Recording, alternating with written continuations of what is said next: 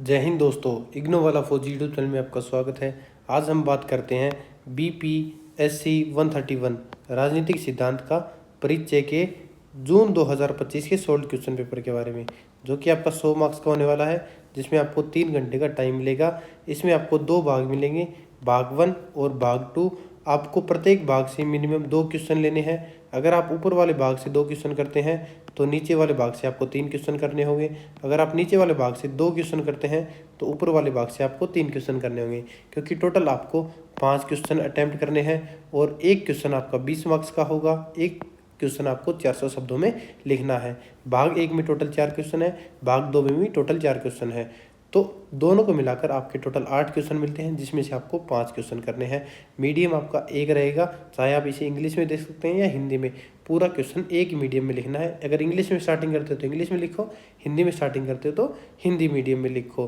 तो ऐसे आएगा हमारा क्वेश्चन पेपर। इससे पहले हम दिसंबर 2025 का क्वेश्चन पेपर कर चुके हैं, जिसकी वीडियो मैंने चैनल पर अपलोड कर दी है, जिसका लिंक मैं डिस्क्रिप्शन बॉक्स में दे दूंगा।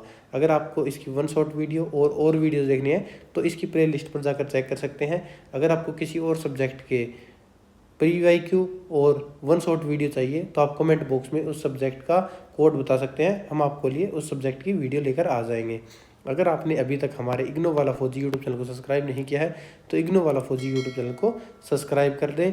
अगर आपको कोई भी स्टडी मटेरियल चाहिए, जैसे कि प्रीवियस ईयर के question paper, guest paper, exam note, solved assignment, तो स्क्रीन पर दिए गए व्हाट्सएप नंबर पर मैसेज करके आप इन्हें प्राप्त कर सकते हैं। अब शुरुआत करते हैं इस क्लास की, जिसका पहला क्वेश्चन हमारा क्या होगा, शक्ति के वैध उपयोग से आप क्या समझते हैं। वैधता पर मैक्स वेबर के विचारों के संदर्भ में व्याख्या कीजिए। तो इस क्वेश्चन में 2 बातें पूछी गई है। शक्तियों के वैध उपयोग का अर्थ हमें स्पष्ट करना है। दूसरा बताया गया है मैक्स वेबर के वैधता संबंधी विचारों के आधार पर यह समझना है कि लोगों की सत्ता या प्राधिकार का पालन क्यों करते हैं, तथा वेबर ने वैध प्राधिकार कौन कौन प्रकार के बताए हैं। तो इसका परिचय जानते हैं। सबसे पहले इस क्वेश्चन का परिचय क्या होगा। तो राजनीतिक सिद्धांत में शक्ति, जो इसे की पावर, और वैधता, जिसे कि बोलते हैं लेगिटिमेसी, का अत्यंत महत्वपूर्ण स्थान है। केवल शक्ति का होना पर्याप्त नहीं होता है, बल्कि उसका प्रयोग तभी स्थायी और प्रभावी माना जाता है जब उसे जनता द्वारा उचित, न्यायसंगत और स्वीकार्य समझा जाए। इसी स्वीकृति को वैधता कहा जाता है। प्रसिद्ध समाजशास्त्री मैक्स वेबर ने यह स्पष्ट किया है कि किसी भी राजनीतिक व्यवस्था की स्थिरता केवल बल पर नहीं बल्कि उसकी वैधता पर निर्भर करती है। इसलिए शक्ति के वैध उपयोग को समझने के लिए वेबर वैधता संबंधी विचारों का अध्ययन करना आवश्यक है।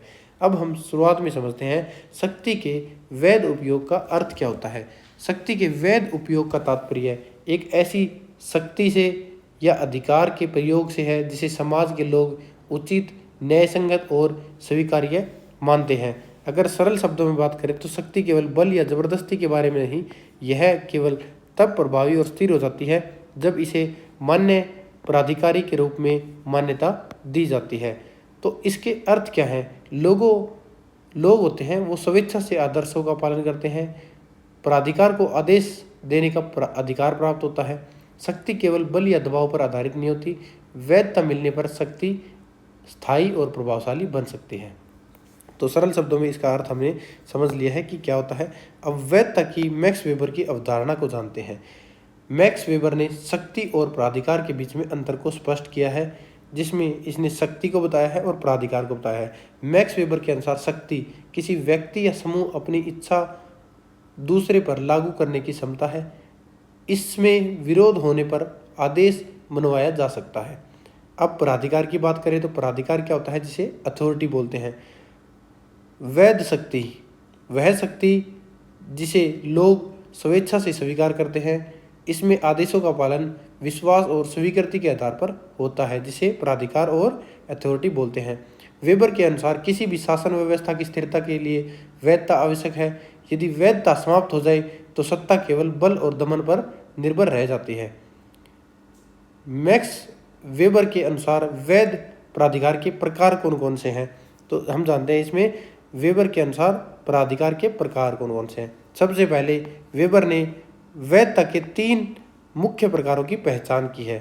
तो इसमें 3 प्रमुख प्रकार कौन से हैं।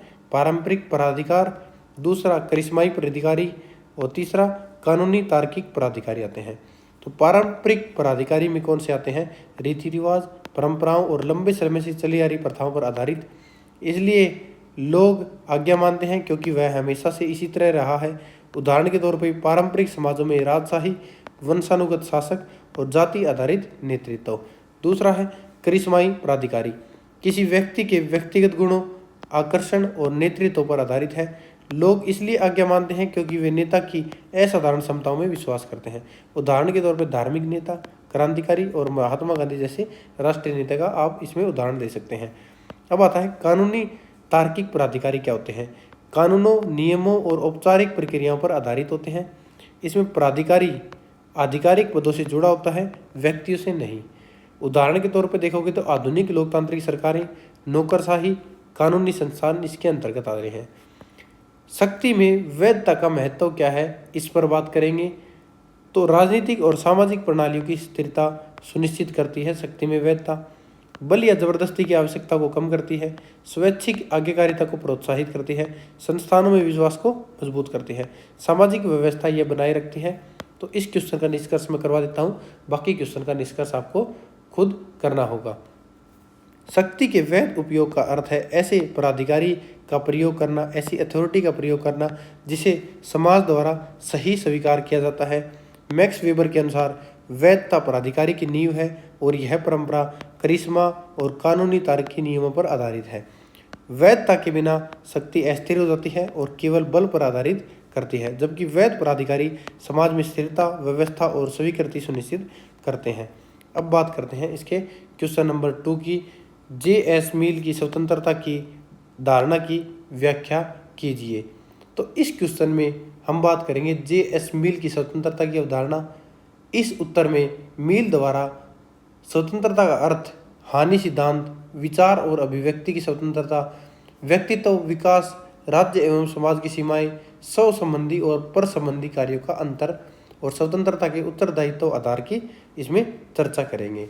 तो इस क्वेश्चन की शुरुआत करते हैं इसके परिचय के साथ कि इसका परिचय क्या होगा।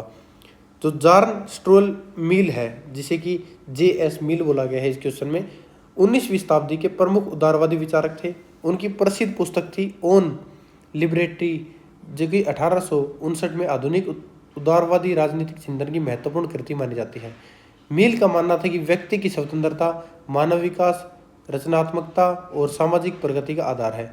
इसलिए राज्य और समाज को व्यक्ति के जीवन में अनावश्यक हस्तक्षेप नहीं करना चाहिए। उन्होंने स्वतंत्रता और सामाजिक नियंत्रण के बीच में संतुलन स्थापित करने का प्रयास किया है तथा यह स्पष्ट किया है कि किसी भी व्यक्ति स्वतंत्रता वहीं तक सीमित होनी चाहिए जहां दूसरों को हानि पहुंचने लगे। तो मिल के अनुसार स्वतंत्रता का अर्थ क्या है, इसके बारे में बात करेंगे। मिल के लिए स्वतंत्रता का अर्थ है बिना किसी अनुचित प्रतिबंध के व्यक्तियों की सोचने, बोलने और कार्य करने और अपने व्यक्तित्व का विकास करने की स्वतंत्रता है। उसका मानना था कि मनुष्य को अपने तरीके से अपने कल्याण का साधन खोजने के लिए स्वतंत्र होना चाहिए। तो ये मिल के अनुसार स्वतंत्रता का अर्थ था। अगला है हानि। तो मिल के अनुसार अगर स्वतंत्रता की बात करें तो इसमें क्या थी कि जो व्यक्ति है उसकी सोचने की क्षमता, बोलने की, अभिव्यक्ति की स्वतंत्रता और अपने जीवन शैली चुनने की स्वतंत्रता है, व्यक्ति के विकास की स्वतंत्रता है। तो ये मिल की स्वतंत्रता के अर्थ थे। अब हानि सिद्धांत का नियम क्या है? मिल के सिद्धांत में सबसे महत्वपूर्ण विचार हानि सिद्धांत है, जिसमें हानि के सिद्धांत का अर्थ क्या है? किसी व्यक्ति की स्वतंत्रता में हस्तक्षेप केवल तब किया जा सकता है जब उसके कार्यों से दूसरों को हानि पहुंचने की संभावना हो, तो उसे बोलते हैं हानि सिद्धांत। इसके प्रमुख पॉइंट की बात करूँ तो व्यक्ति अपने हित अहित का निर्णय स्वयं कर सकता है। राज्य को केवल दूसरे की रक्षा के लिए हस्तक्षेप करना चाहिए। नैतिकता और व्यक्तिगत पसंद के आधार पर हस्तक्षेप उचित नहीं है। तो ये हानि सिद्धांत के नियम है। अब बात करते हैं विचार और अभिव्यक्ति की स्वतंत्रता के बारे में। मिल ने विचार और अभिव्यक्ति की स्वतंत्रता का दृढ़ समर्थन किया है। उनके जो तर्क हैं, कोई भी विचार पूर्णतः गलत नहीं माना जा सकता है। गलत विचारों को अनुमति दी जानी चाहिए क्योंकि वे सत्य की खोज में मदद करते हैं। खुली चर्चा बौद्धिक प्रगति की ओर ले जाती है। हठ धार्मिकता को रोकती है। जो गलत विचार वो भी सत्य को समझने में सहायता करते हैं। जो खुली बहस है और चर्चा है उससे ज्ञान का विकास होता है। विचारों को दमन समाज की प्रगति को रोक सकता है। अगला है इसका फोर्थ, विशिष्टता और आत्म विकास। मिल का मानना था कि स्वतंत्रता मानव व्यक्ति के विकास के लिए आवश्यक है। इसमें लोगों को अपने जीवन के साथ प्रयोग करने के लिए स्वतंत्र होना चाहिए। जीवन शैली की विविधता सामाजिक प्रगति की ओर ले जाती है। जब व्यक्ति को अपने तरीके से बढ़ने की अनुमति दी जाती है तो समाज समृद्ध होता है। अगला आता है इसमें पांचवा, राज्य और समाज की सीमाएं क्या है। मील ने तर्क दिया है कि राज्य की शक्ति और सामाजिक दबाव दोनों स्वतंत्रता के लिए खतरा पैदा कर सकते हैं। अगर राज्य की शक्ति और सामाजिक दबाव दोनों को मिलाकर देखें तो वो क्या है, दोनों स्वतंत्रता के लिए खतरा है। सामाजिक समरूपता भी विशेषता को दबा सकती है। इसलिए स्वतंत्रता को न केवल सरकार से बल्कि बहुसंख्यक अत्याचार से भी सुरक्षा की आवश्यकता है। अगला आता है इसमें सिक्स्थ, क्रिया और आचरण में स्वतंत्रता। तो क्रिया और आचरण में स्वतंत्रता ने मिल ने इसके बीच में अंतर स्पष्ट किया है। स्व संबंधी कार्य पूरी तरह स्वतंत्र होने चाहिए। पर संबंधी कार्य दूसरों को प्रभावित करने वाले विनियमित किए जा सकते हैं। इसमें क्या है, स्व संबंधी कार्य क्या होते हैं, वे कार्य जिनका प्रभाव केवल व्यक्ति स्वयं पर पड़ता है उसे बोलते हैं स्व संबंधी कार्य बोलते हैं। और इसके उदाहरण के तौर पे बात करूँ तो जीवन शैली का चुनाव हो गया, भोजन संबंधी आदतें हो जाएगी और व्यक्ति विश्वास इसमें आ जाएगा। पर संबंधी कार्य की बात करें तो ये क्या होते हैं, वे कार्य जिस पर दूसरों पर प्रभाव पड़ता है, जैसे कि हिंसा, धोखाधड़ी, सार्वजनिक व्यवस्था की भंग करना, ये हो गया पर संबंधी कार्य की बात की है। अब उपयोगितावादी आधार क्या होते हैं। उपयोगितावादी आधार में मिल ने स्वतंत्रता को उपयोगितावाद से जोड़ा है। स्वतंत्रता समाज की सबसे बड़ी सुख में योगदान देती है। एक स्वतंत्र समाज बेहतर विचार, नवाचार और कल्याण पैदा कर सकता है। तो ये स्वतंत्रता का उपदेयतावाद आधार है। ये इस क्वेश्चन का निष्कर्ष होगा जो कि हमने इस क्वेश्चन में पढ़े, उसके अनुसार इसका निष्कर्ष दे सकते हैं। अगला क्वेश्चन हमारा क्वेश्चन नंबर 3 है, असमानता के उदारवादी औचित्य का वर्णन कीजिए। तो इस प्रश्न में हमें उदारवाद द्वारा असमानता को किस प्रकार उचित ठहराया जाता है इसका वर्णन करना है। इसका परिचय क्या होगा। उदारवाद आधुनिक राजनीतिक विचारधारा की एक महत्वपूर्ण धारा है जो व्यक्ति की स्वतंत्रता, समान अवसर, निजी संपत्ति और प्रतिस्पर्धा को महत्व करती है। उदारवादी विचारक मानते हैं कि किसी समाज में व्यक्ति को समान अवसर मिलने चाहिए, लेकिन सभी के परिणाम समान नहीं हो सकते। लोगों की प्रतिभा, परिश्रम, योग्यता और चुनाव अलग अलग होते हैं।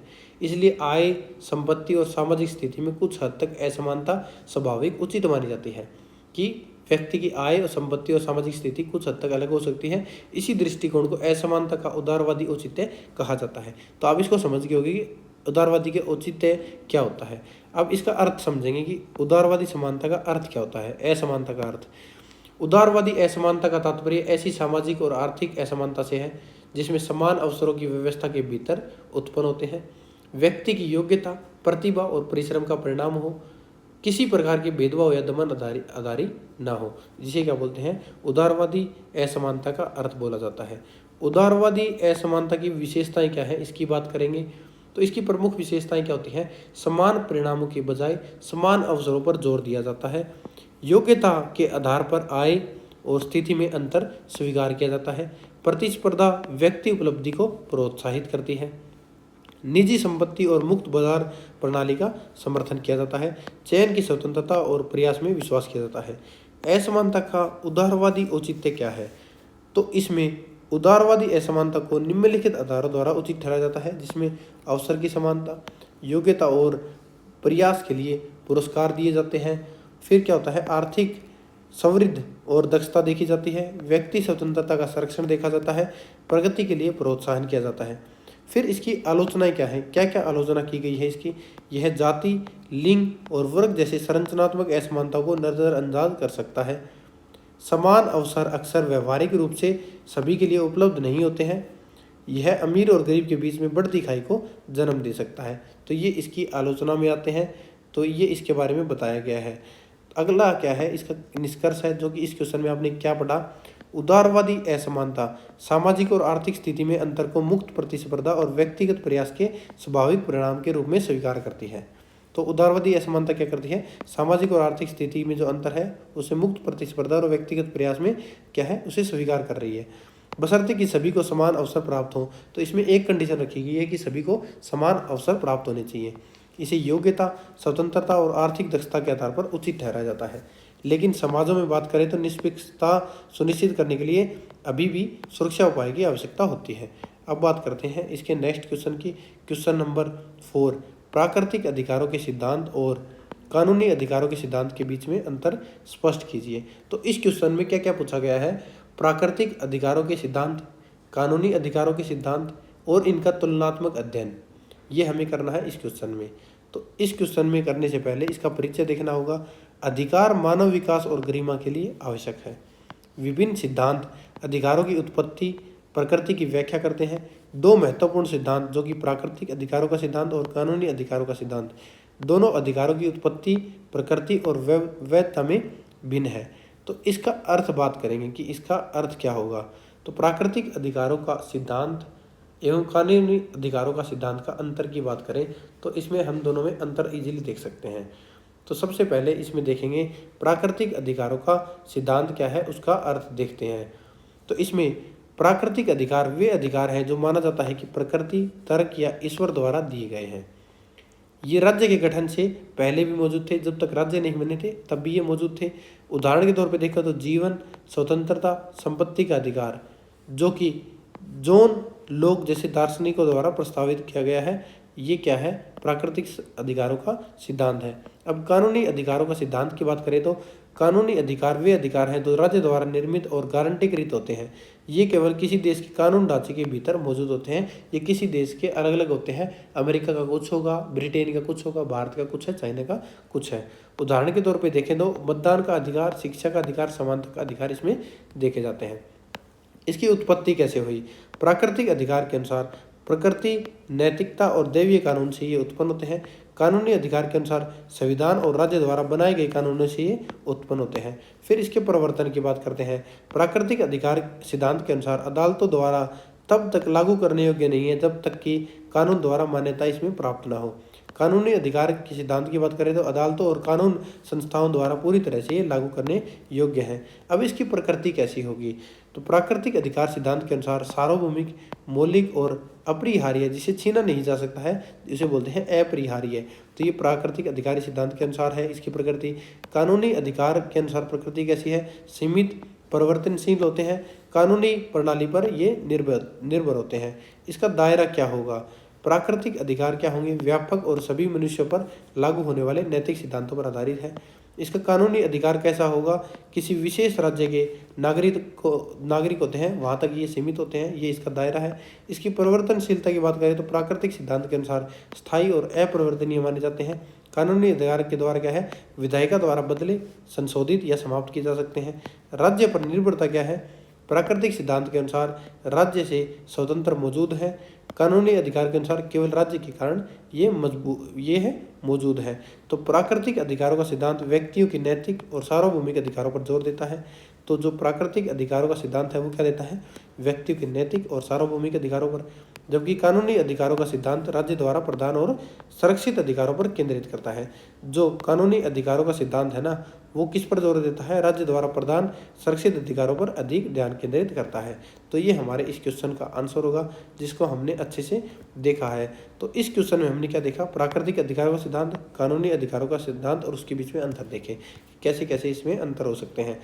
अगला है क्वेश्चन नंबर 5, राजनीति में लैंगिक असमानताओं की व्याख्या कीजिए, जो कि हमने दिसंबर 2025 के क्वेश्चन पेपर में भी देखा था। इसमें दोबारा इसको देख लेते हैं। इसमें हम देखेंगे राजनीति में लैंगिक असमानता का अर्थ क्या है, उसको स्पष्ट करना है और यह बताना है कि महिलाओं और अन्य लैंगिक समूहों को राजनीतिक क्षेत्र में किस किस प्रकार की असमानताओं, बाधाओं, चुनौतियों का सामना करना पड़ा, साथ ही इसके कारण क्या है, प्रभाव क्या है और सुधार के लिए क्या क्या प्रयास किए जा सकते हैं।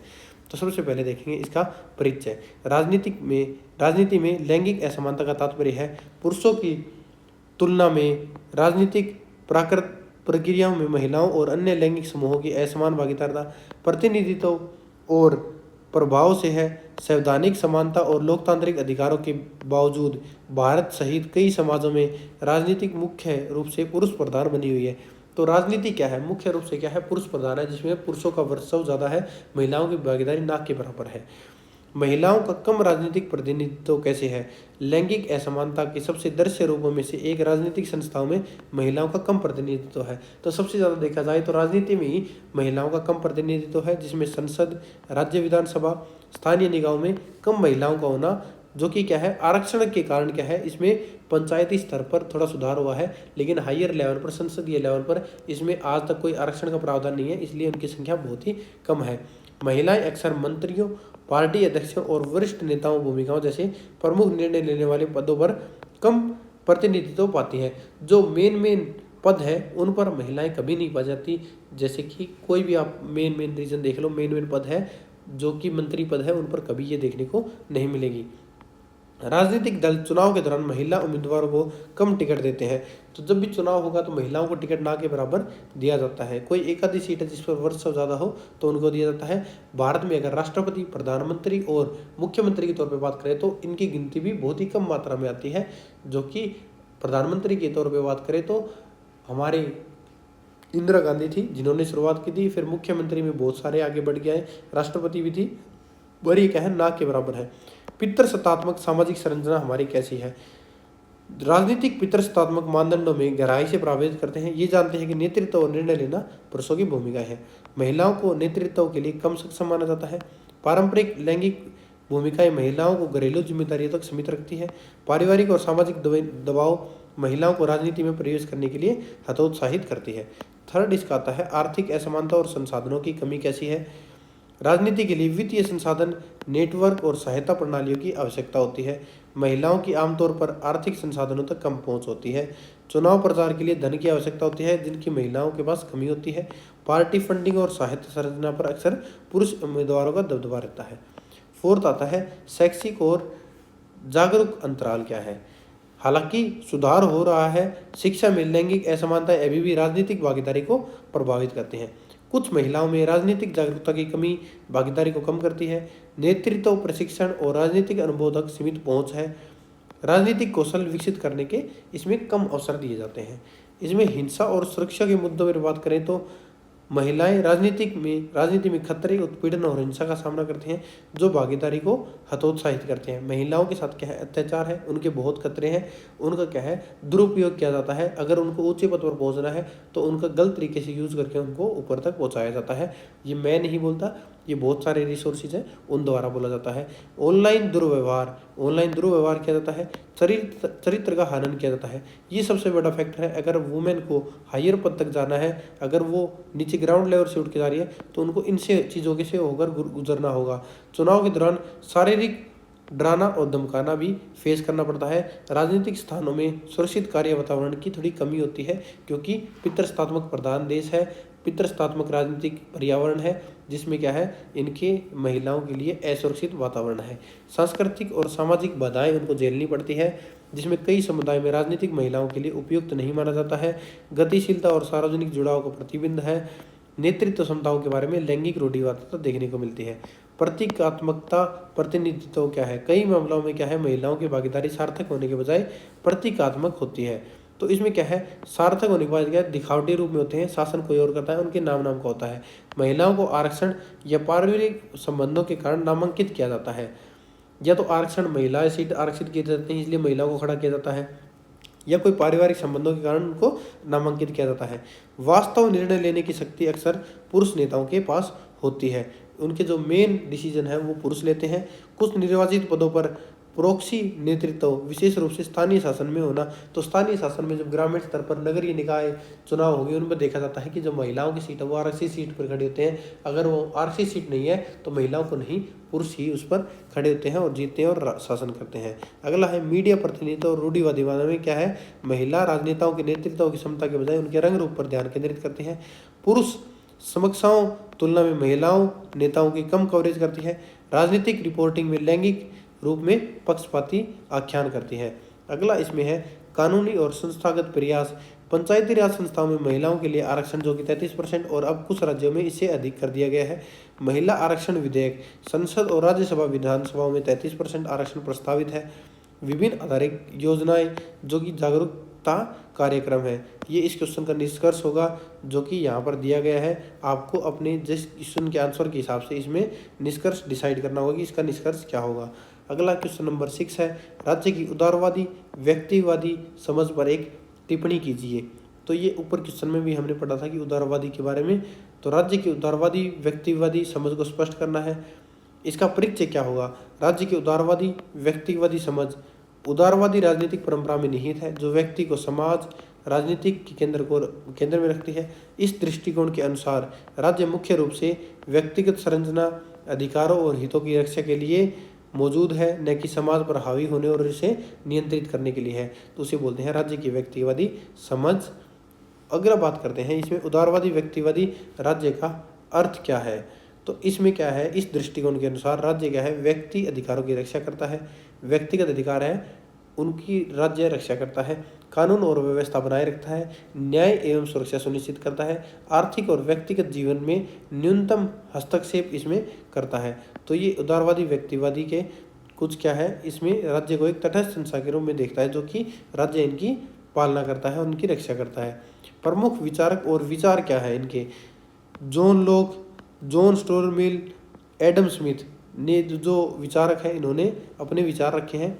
जॉन लॉक के अनुसार प्राकृतिक अधिकार जो कि जीवन, स्वतंत्रता और संपत्ति पर जोर दिया है। जॉन स्टुअर्ट मिल ने क्या दिया है, J.S. मिल बोलते हैं जिन्होंने व्यक्तिगत स्वतंत्रता और सीमित राज्य नियंत्रण का समर्थन किया है। एडम स्मिथ क्या बोलते हैं, न्यूनतम राज्य हस्तक्षेप के साथ मुक्त बाजार अर्थव्यवस्था की वकालत की है। थर्ड इसमें आता है उदारवादी व्यक्तिवादी राज्य की विशेषताएं क्या है। तो इसमें जो पॉइंट दिए गए हैं उनका हम देखते हैं कि उदारवादी व्यक्तिवादी राज्य की मुख्य विशेषताएं। व्यक्ति की प्राथमिकता, व्यक्ति को समाज की बुनियादी इकाई माना जाता है, तो व्यक्ति को समाज की बुनियादी इकाई माना जाता है। राज्य व्यक्तियों की सेवाएं के लिए मजबूत है। दूसरा है बी, सीमित सरकार, राज्य के पास सीमित शक्तियां होनी चाहिए। तो जो सरकार है वो राज्य के पास क्या है, सीमित शक्तियां होनी चाहिए। उससे क्या है, व्यक्तिगत मामलों में अत्यधिक हस्तक्षेप नहीं करना चाहिए। राज्य सरकार है उनके पास क्या है, व्यक्तिगत जो मसले हैं, व्यक्तिगत मुद्दे हैं उनमें हस्तक्षेप नहीं करना चाहिए। थर्ड, अधिकारों का संरक्षण करना राज्य की भूमिका है, जिसमें भाषण, धर्म, संपत्ति जैसे मौलिक अधिकारों और स्वतंत्रता की रक्षा करना है। अगला इसमें राज्य क्या करता है, कानून का शासन और शासकों सहित सभी व्यक्ति कानून के अधीन है। कानून निष्पक्षता और समानता सुनिश्चित करता है। ई क्या आता है इसमें, मुक्त बाजार अर्थव्यवस्था, आर्थिक गतिविधियों को काफ़ी हद तक न्यूनतम राज्य निर्णय के साथ साथ व्यक्तियों और बाजार ताकतों पर छोड़ देना चाहिए। तो ये इसकी मुख्य विशेषताएं हैं उदारवादी व्यक्तिवादी राज्य की। अब देखते हैं उदारवादी दृष्टिकोण में राज्य के कार्य क्या है। कानून और व्यवस्था बनाए रखना, राष्ट्रीय सुरक्षा की रक्षा करना, अनुबंधों और संपत्ति के अधिकारों को लागू करना, बुनियादी सार्वजनिक वस्तुएं प्रदान करना, कानूनी प्रणाली के माध्यम से न्याय सुनिश्चित करना। तो ये इसके क्या है, राज्य के कार्य हैं। इन्हीं के आधार पर क्या दे सकते हैं, उदारवादी व्यक्तिवादी राज्य की मुख्य विशेषताएं, ये भी इनसे मेलजोल खाते हैं। तो लगभग क्वेश्चन क्या है, सेम है, उसमें कुछ ज़्यादा डिफरेंस हम नहीं देख सकते। पांचवा पॉइंट क्या है, उदारवादी व्यक्तिवादी राज्य की आलोचना कैसे की जा सकती है, कि सामाजिक और आर्थिक असमानताओं की उपेक्षा करता है, व्यक्तिवाद पर अत्यधिक जोर सामूहिक कल्याण को कमजोर कर सकता है, सीमित राज्य भूमिका गरीबी और अन्याय को दूर करने में विफल हो सकती है, समाज में धन के असमान वितरण का यह समर्थन करती है।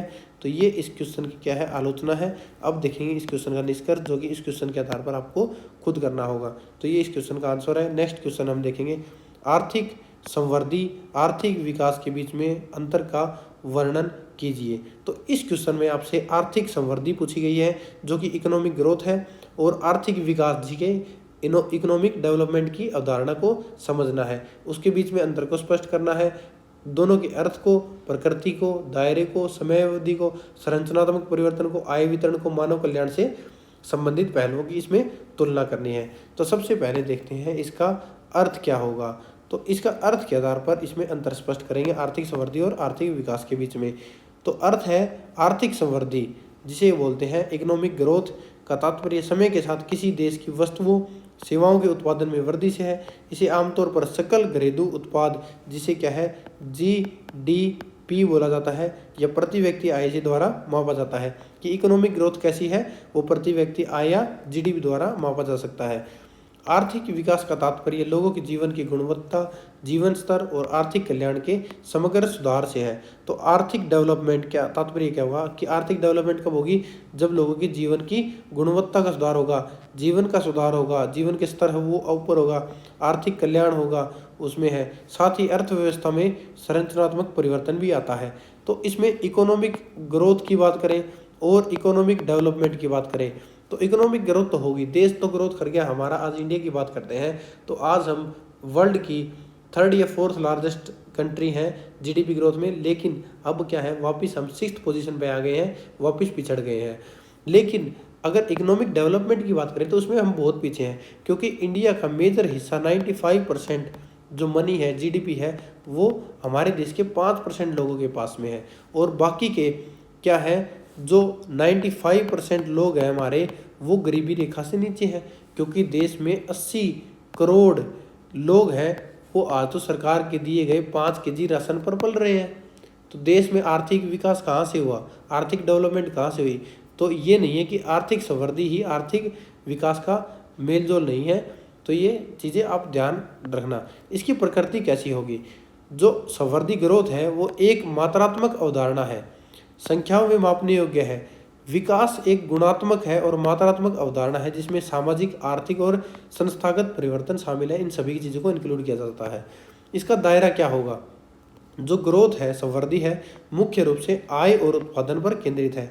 जो ग्रोथ होगी वो क्या होगी? आय कितनी है, उत्पादन कितना है, उस पर केंद्रित होती है।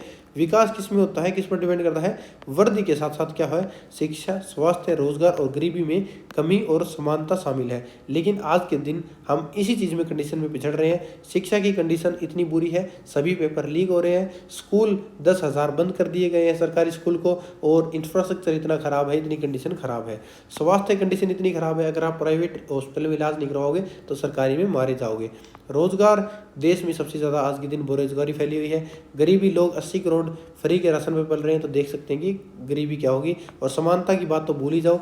देश के 5% लोगों के पास क्या है, 95% जीडीपी आती है, और इसमें भी क्या है, 5% में भी क्या है, 2 लोग हैं, अंबानी और अडानी, जिसके पास क्या है, हमारी पूरी जीडीपी की ग्रोथ कंट्रोल में है। तो क्या है, जिसमें ये देखने को मिलता है। समय अवधि क्या होगी इसमें? समृद्धि जिसे ग्रोथ है, अल्पकाल या दीर्घकालीन में हो सकती है। ग्रोथ क्या है, या तो शॉर्ट टाइम में या लॉन्ग काल में हो सकती है। विकास क्या होगा, वो एक दीर्घकालीन प्रक्रिया है, वो एक लॉन्ग टाइम प्रोसेस है, जो कि एक लंबा टाइम लेगी, क्योंकि सभी लोगों को इसमें सुविधाएं प्राप्त करनी है। संरचनात्मक परिवर्तन क्या देखने को मिलेंगे? जो ग्रोथ है अर्थव्यवस्था की, में बड़े बदलावों के बिना भी हो सकती है। इसमें कोई बड़े बदलाव नहीं करने, फिर भी ये हो सकते हैं ग्रोथ, इकोनॉमिक ग्रोथ। लेकिन विकास में क्या है, हमें संरचनात्मक परिवर्तन करने होंगे, जैसे कि औद्योगिकरण करना होगा, शहरीकरण करना होगा, आधुनिकीकरण करना होगा, और लोगों को बेसिक फैसिलिटीज़ जैसे कि एजुकेशन, हेल्थ और जो कि रोजगार है वो प्रोवाइड कराना होगा। आय का वितरण कैसा होना चाहिए? ग्रोथ के अनुसार समान वितरण को सुनिश्चित नहीं करता है। इकोनॉमिक ग्रोथ के अनुसार सभी को समान वितरण प्रणाली में इसमें कोई इफेक्ट नहीं पड़ता है। ग्रोथ इन पूरे देश की कंक्लूड की जाती है, वो समान असमान नहीं देखी जाती। विकास आय में क्या है, न्याय संगत वितरण और असमानता को कम करने पर केंद्रित किया जाता है। जो कल्याणकारी पहलू वो क्या क्या है, जो ग्रोथ से रिलेटेड है, समृद्धि से क्या है, आवश्यक रूप से सभी वर्गों के लिए कल्याण में सुधार नहीं होता है। और विकास में क्या है, इसका सीधा उद्देश्य क्या है, मानव कल्याण और जीवन की गुणवत्ता में सुधार करने से है। तो ये इस क्वेश्चन का निष्कर्ष होगा, जो कि आप इसमें डिसाइड कर सकते हैं। अगला क्वेश्चन देखते हैं हम 8, जो कि क्या है, राजनीति सिद्धांत में परिवार और राज्य के संबंधों पर नारीवाद परिप्रेक्ष्य की व्याख्या कीजिए। तो इस क्वेश्चन में हम क्या देखेंगे, नारीवाद दृष्टिकोण से परिवार और राज्य के संबंधों की हमें व्याख्या करनी है। आपको बताना है कि नारीवाद विचारक परिवार और राज्य को किस प्रकार देखते हैं, वे सार्वजनिक निजी विभाजन की आलोचना क्यों करते हैं, परिवार को पितृसत्तात्मक के केंद्र के रूप में कैसे देखते हैं, तथा राज्य महिलाओं की स्थिति को मजबूत या कमजोर करने में भूमिका कैसे निभाता है, ये इस क्वेश्चन में देखेंगे। तो इस क्वेश्चन का उत्तर में परिचय क्या होगा, नारीवादी राजनीतिक सिद्धांत परिवार और राज्य के बीच के संबंधों की आलोचनात्मकता जांच करता है। यह तर्क देता है कि दोनों परस्पर जुड़े हुए हैं, जो अक्सर लैंगिक असमानता को मजबूत करते हैं। नारीवादी इस पारंपरिक दृष्टिकोण को चुनौती देती है। तो नारीवाद क्या है, इस दृष्टिकोण को चुनौती देती है। परिवार राज्य की राजनीति से अलग एक निजी क्षेत्र है, और यह दिखाते हैं कि समाज में महिलाओं की स्थिति को आकार देने में दोनों मिलकर कैसे काम करते हैं। तो इसमें दोनों मिलकर कैसे काम करते हैं, इसको देखेंगे। तो सबसे पहले देखते हैं सार्वजनिक निजी विभाजन की आलोचना। नारीवादी विचारकों का मानना है कि जो पारंपरिक राजनीतिक सिद्धांत है वो समाज को 2 भागों में बांटता है।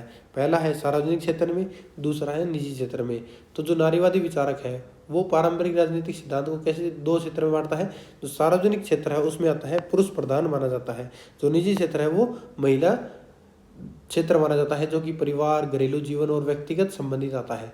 तो नारीवाद इस विभाजन की आलोचना करते हुए कहते हैं कि परिवार वास्तव में पूरी तरह निजी नहीं है, इसमें राज्य के कानून परिवार को प्रभावित करते हैं। विवाह, उत्तराधिकार, तलाक और संपत्ति जैसे विषय कानूनी नियंत्रण में आते हैं। परिवार में होने वाले लैंगिक भेदभाव का प्रभाव पूरे समाज पर पड़ता है। तो ये हमारा सार्वजनिक और निजी विभाजन की आलोचना करना हो गया। अगला है पितृ सत्ता के स्थल के रूप में परिवार कैसा होगा। तो नारीवादी दृष्टिकोण के अनुसार अगर परिवार अक्सर क्या होते हैं, पितृसत्तात्मक व्यवस्था को बनाए रखने में प्रमुख माध्यम होते हैं। तो परिवार में क्या होता है, महिलाओं को बिना वेतन के घरेलू कार्य सौंपा जाता है। पुरुष और महिलाओं के बीच में काम का असमान विभाजन होता है। महिलाओं की गतिशीलता और विकल्पों पर नियंत्रण रखा जाता है। बच्चों का लैंगिक भूमिकाओं में समाजीकरण किया जाता है। इस प्रकार परिवार लैंगिक असमानता में पुनर्उत्पादन का एक महत्वपूर्ण संस्थान बन जाता है। थर्ड है असमानता को सुदृढ़ करने या चुनौती देने में राज्य की भूमिका क्या है। तो राज्य में एक दोहरी भूमिका निभाता है। पहले है असमानता को सुदृढ़ करना, दूसरा है चुनौती देने वाली असमानता। तो असमानता का सुदृढ़ करना कैसे होगा, कानून और नीतियों ऐतिहासिक रूप से पुरुष प्रभुत्व का समर्थन कर सकती है। पहले के समय में घरेलू हिंसा के खिलाफ पर्याप्त सुरक्षा की कमी थी, लेकिन आज इसमें सुधार हुआ है। जैसे अतीत में असमान विरासत का अधिकार था, लेकिन आज में सभी में समान अधिकार प्राप्त है। अगर आप क्या है मायके में और ससुराल दोनों में आपके जमीनों का अधिकार है, ये तो आपका नॉर्मल से ज़्यादा हो गया है। चुनौती देने की वाली असमानता, हिंदू उत्तराधिकार संशोधन अधिनियम जैसी कानूनी सुधार हुए हैं। घरेलू हिंसा अधिनियम 2005 दिया गया है। महिलाओं की शिक्षा, रोजगार, राजनीतिक प्रतिनिधित्व के लिए नीतियां बनाई गई हैं। तो चुनौती देने वाली असमानता देखी जा सकती है। तो नारीवादियों का तर्क है कि परिवार के भीतर लैंगिक न्याय सुनिश्चित करने के लिए राज्य का हस्तक्षेप आवश्यक है। तो परिवारों के भीतर क्या है, लैंगिक न्याय सुनिश्चित करना है, अभी भी पेंडिंग है, बाहरी तौर पर ये कर दिया गया है। चौथा आता है नागरिकता और महिलाओं के अधिकार कैसे होंगे। नारीवादी सिद्धांत इस बात पर जोर देता है कि महिलाएं न केवल परिवारों के सदस्य हैं, बल्कि समान अधिकारों वाली नागरिक भी हैं। हालांकि उनकी नागरिकता अक्सर परिवार आधारित जिम्मेदारियां और सामाजिक अपेक्षाओं तक सीमित होती हैं। अगला आता है परिवार और राज्य की अन्योन्याश्रितता। तो नारीवादियों का तर्क है कि परिवार समाजीकरण के माध्यम से राज्य के लिए नागरिक तैयार करते हैं। तो क्या करते हैं, परिवार है वो सामाजिकरण के माध्यम से क्या है, राज्य के लिए नागरिक तैयार कर रहे हैं। राज्य देखभाल, सामाजिक पुनरुत्पादन के लिए परिवारों पर निर्भर करता है। इसलिए दोनों संस्थाएं गहराई से परस्पर जुड़ी हुई हैं। जो परिवार और राज्य में जो जुड़ाव संबंध है उसके बारे में बात की गई है।